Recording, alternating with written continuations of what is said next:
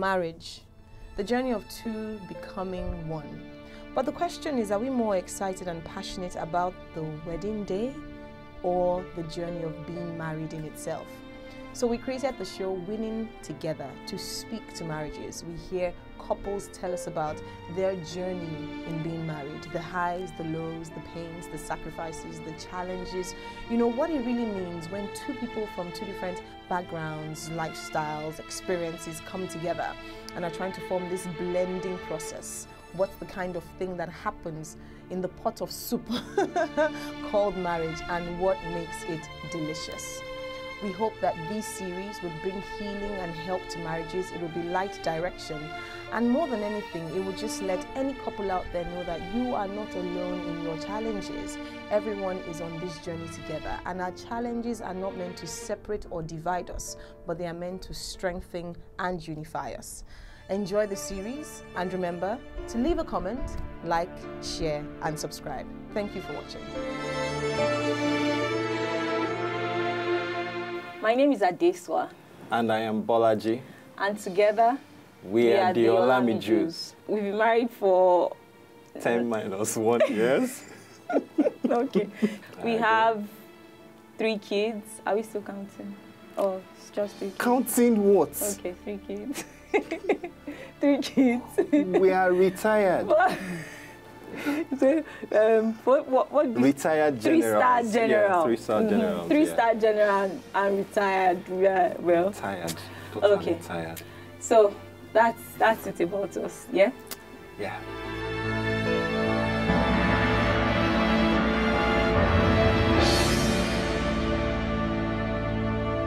I was joking the other day and was saying we're almost at 10 years and we can comfortably say we are veterans. Oh yeah, you know, thinking about it from 2012 till now, I'm sure that I've grown. Let me just say we've grown, right? From all of the plenty shenanigans. One particularly interesting one I remember. I always like to talk about it, especially because people have very let me say most comments you hear about this are usually negative, and I had my own fair share really dealing with in-laws generally. Okay. I remember I think, is it more of your story or my story? I think it's my story. I have a side gist. Well, so yeah, but I was on the receiving end of some things. So generally, my family is very liberal, really. No stress. My dad is from Edo State and my mom is Yoruba. So there was never any conversation of you can't marry Ijebu, you can't marry Isha, you can't marry Yoruba, you can't marry Fulani. We never heard anything like that. So it was clear that it wasn't an issue, really. It was not an issue. How could it be an issue? But from my end, you know, I came with a lot of don'ts. And, well, fair enough, it was based on my folks' experiences. That's in their own journey in life. They had this different set of people that, you know, it didn't work. Certain tribes that, you know, they've had experiences with, and, you know, based on that, they had made opinions about those tribes, you know. So getting to know you, and I remember the first... And you didn't tell me all this, you know. You did not say anything. How will you until initiate someone into something and you just immediately scare the person away? No, now. But if I think about it now, it wouldn't have changed anything. It wouldn't have put me off because I would not have been able to appreciate what you were saying because it would have been very strange to me. Like, who does that? Why would it be a problem to not want someone from this tribe? It would have been very strange to me. So I probably would not have, it wouldn't have bothered me.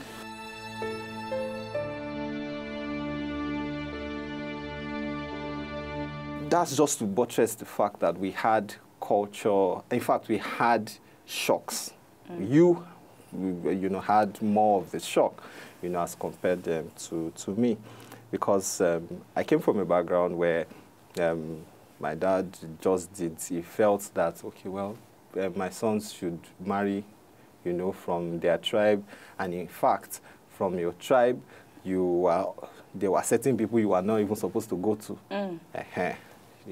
based on his experience, that he had with them. So, but I remember saying to you, if you remember very well, I said to you that, just stick with me, right? That as long as you stick with me, we will get through all of this. That was after the life-changing event. Remember I said, you told me nothing before. I think at this stage, I must add, no. I must add that, look, being a Christian, let me say, having the Spirit of God inside of you, some people may say it's moral values, but for me, I don't think it was just moral values. Having the Spirit of God inside of you, it kind of restricts you from doing certain things and thinking a certain way, regardless of what was going on. Knowing your mother now, like, say, with benefits of hindsight, I think that she was sizing me up. She was not necessarily going to... Her first reaction was no. But she was not necessarily going to look her son in the eye. She could not look you in the eye and say no. So she had to size me up so that if she was going to say no, she would have reasons. Yes, she would have reasons for. So I think that's what she was trying to do, but she really did ruffle me up. You were there like you were not there that day, because I did not remember you being in the space, even though I knew you were in the space. It was just me and her. But one thing you said to me then, even though I was really angry when you said that, I was angry before you said it. I was angry that you even said that to me. I was angry that you said it when you said it. Like, couldn't this thing have waited till another day or a few weeks? And after the whole thing, you were like, babe, see, this thing is a question of you stoop to conquer. And I'm like, really? You stoop to conquer in all this? What kind of stoop? I'm already like... on the ground. On the ground, like flat. You still want me to stoop? Really? I'm on the floor, flat. So where am I stooping to? You want me to enter the ground? Like, really? But after I thought about it... That was supposed to be a strategy. Yeah, and it worked. It worked. I didn't have, I started by saying that sometimes having the Spirit of God, it's very important. It was a piece of advice or something you said, maybe something you had thought about even before that day, but it really worked. I would say it worked. So, you see, I tried. Well, subsequently, after that time, we went, because I think what gave us the go ahead was because of the last thing she said about, okay, there might still be a chance, just need to do this, just need to do that. Like I said, just sizing me up. I guess just wanted the best for her son. Who doesn't? Yeah.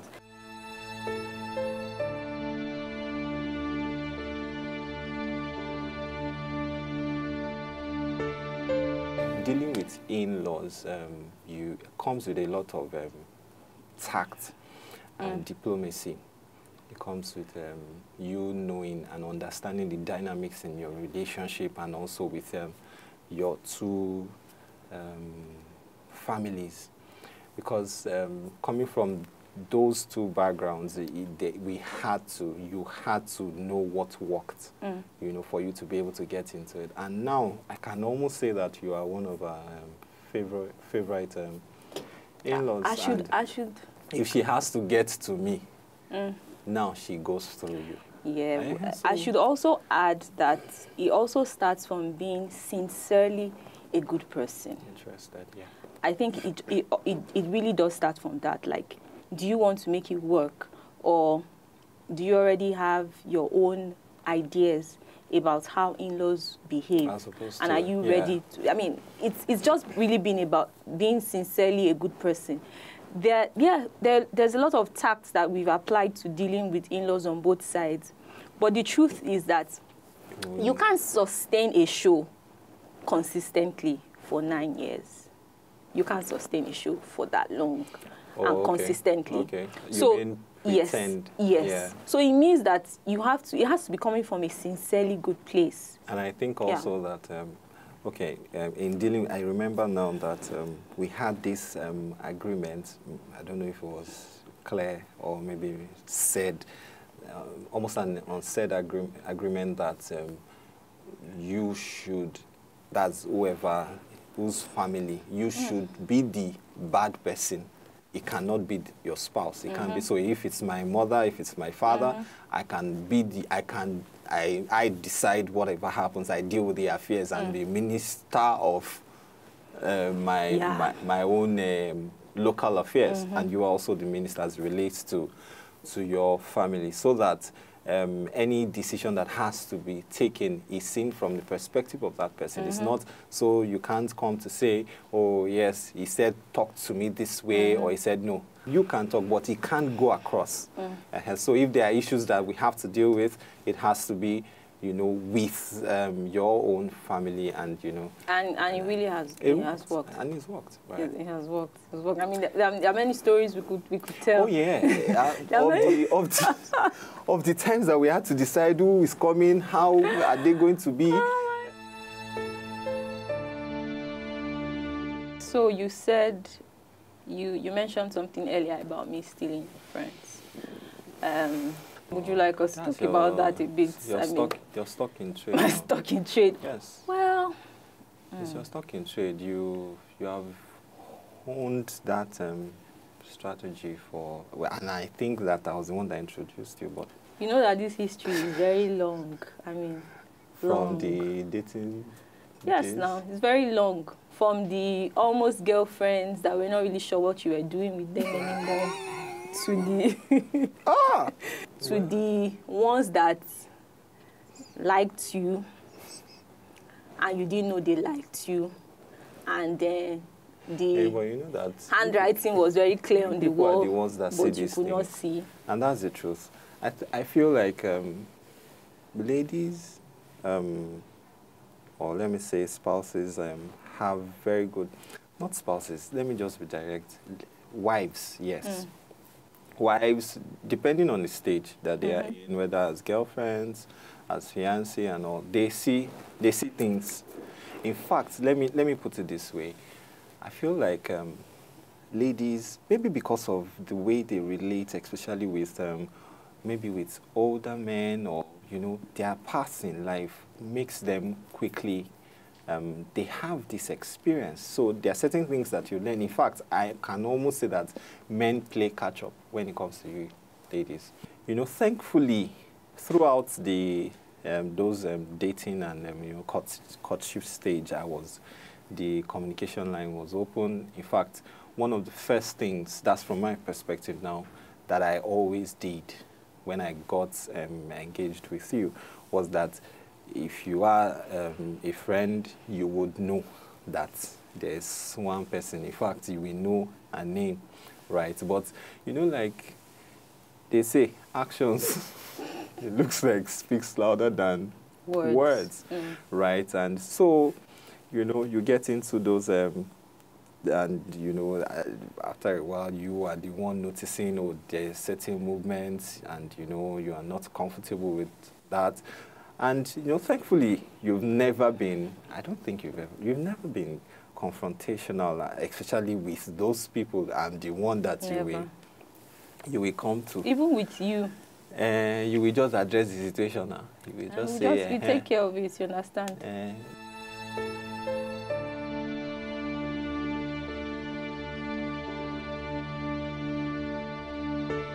There are certain concepts and, let me say, values that, I think it was over time that I imbibed, and that was, thankfully from you, because I remember getting married, and, with the benefit of the hindsight right now, I think that I kind of restricted you, even though I had maybe a couple of friends, especially with the opposite sex, I just was not comfortable with certain things, as it related with you relating with the opposite sex. I also remember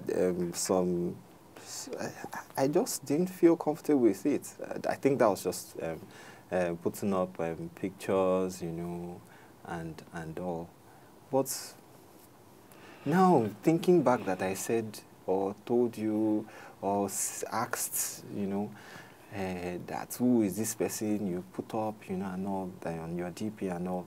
Although I still feel right now, till now, a DP, that's a display picture is supposed to, that's what I feel. It's a display picture, it's your personal about that. So, but that's arguable, right? I mean, but I know a lot of people have issues about friends and how, especially friends of the opposite sex, right?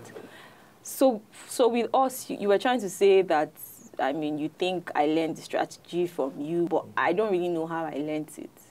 Again, I think it was just me trying to make sure that I was at peace with everybody, basically. So I believe people always say that, you know, your spouse should be your best friend, your prayer partner, your this, your that, and all of that.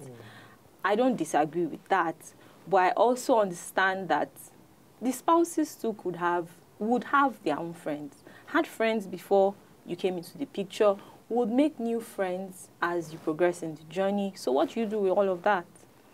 And I always tell you, like, you can control how you are feeling and what you think about something, but you don't have any control about what the other person thinks. You don't have any control. You don't have any control over what the other person is planning. Really, you only have control over yourself. And that's always what I kept telling you when all these issues came at some point. So basically, I think the strategy I used then was just keep your friends close and keep your enemies even closer. You know what I'm saying? You know what I'm saying? Well, they've grown in strategy. So, yeah. They've grown in strategy from checking phones. It always works. What's checking phones? To now. That's what's spiritual boys. About it. You block them from the spirits. Checking phones for small girls. Don't stress. Don't stress. Those times of hi dear. But sweetheart. Bolaji, really. Keyword, you just put it. It's not keyword. Sweetheart, you just you put we said sweetheart here. You said sweetheart here. Just like I could not relate with choosing the tribe to marry from. I could not relate with someone just flippantly using hi dear. I don't.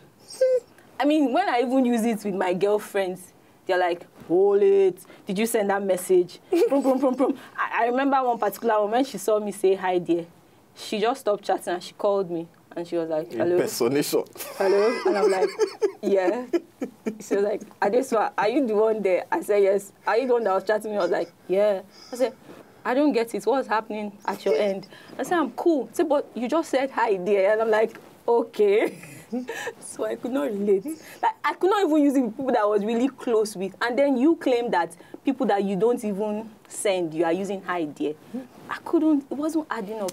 Why would you say hi dear, hi sweetheart to someone that means nothing to you? There has to be a deep connection for you to use those kind of things.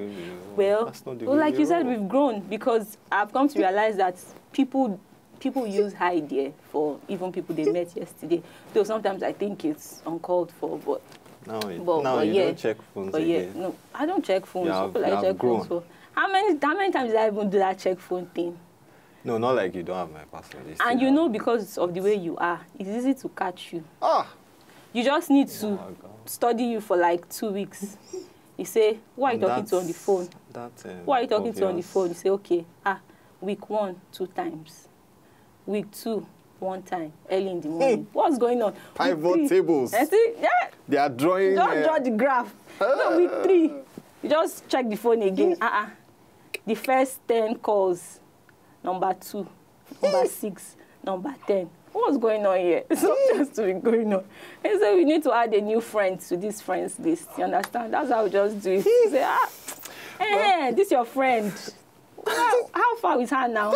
She said she gave birth yesterday. Let's go visit her. God. But really, it has worked, really. Oh, yeah.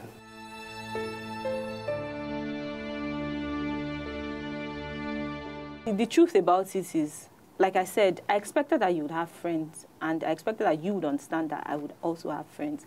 It was just my way of making your friends comfortable, yeah. basically. It was my way of making your friends comfortable and making you also comfortable with being friendly with people. So you didn't think that you had to hide anything, or you had to, if you needed to talk about this person or talk about something you were doing with this person, you had to quote it in a certain way so that I would not be upset or anything like that. So it was just my way of making everyone comfortable. You comfortable, they comfortable, maybe me, yeah, perhaps. No, but at the end of the day, I feel while there is no hard and fast rule as to how which friends you should have and all. What's important is that you set proper boundaries, right? And as long as the communication line is open, that's boundaries between the boundaries. couple? Yeah, not the third party. Okay. Set boundaries. Ensure that you set boundaries that are clear. And don't just be open. Be open and ensure that the communication line between you as couples are open so that you can discuss. I remember thinking about it, all those we need to talk, all those those are terrible moments. I don't like hearing it. We need to talk. We need to talk. But you cannot say it now. Just say it. Can you just go ahead with it? Why do you have to give me problems? Why should I be thinking? What do you want to say again? What have I done again? But I don't use that line anymore. We've really grown. So yeah, when they say when you are doing all the marriage ceremonies and then they start praying, you grow old together, those kind of stuff. I think it makes a lot of sense. You actually do. You grow. Yeah. You grow. You do away with childish things at some point. Yeah. But then I think the big question is, how do you sustain the marriage to the point where it gets to that growth stage, and then you grow together and grow out of childish things and then start enjoying life and all of that. Moments, they are because that can make or break a relationship. Yes. So I think that's important. I think it always just, even with the last discussion we had about in-laws, it always, core values just keep coming up. Yeah. What are these people like at the core of their persons? What are they like? Because I think that we had some of these conversations about friends. It was just the way you are with this person, the places you people are going, the things you people are doing. Is this really what you want? Is this really who you are? Is it consistent in your Is it consistent with who you are and all of that? It wasn't always romantic entanglement or the fear of romantic entanglement. But we're able to have these conversations because, number one, I trusted you. I trusted that, and I guess you feel the same way too.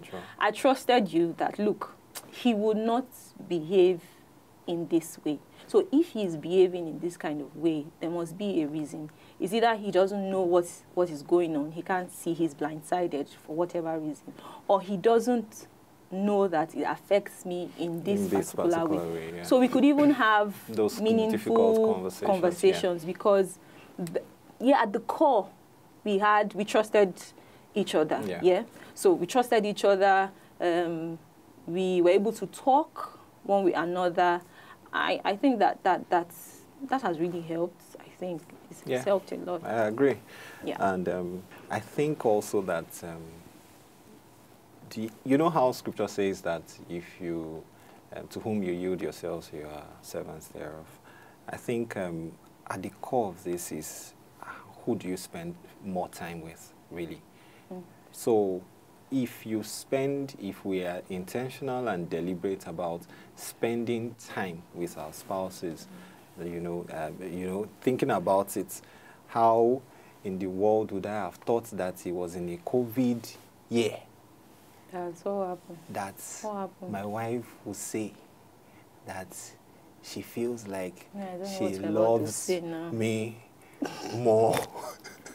When I didn't buy a car for her, I didn't do anything, I just spent time. It's amazing. Yeah. I think our journey has been interesting. It's some days you wake up and it looks uneventful. We're talking about it now. we've actually covered some ground.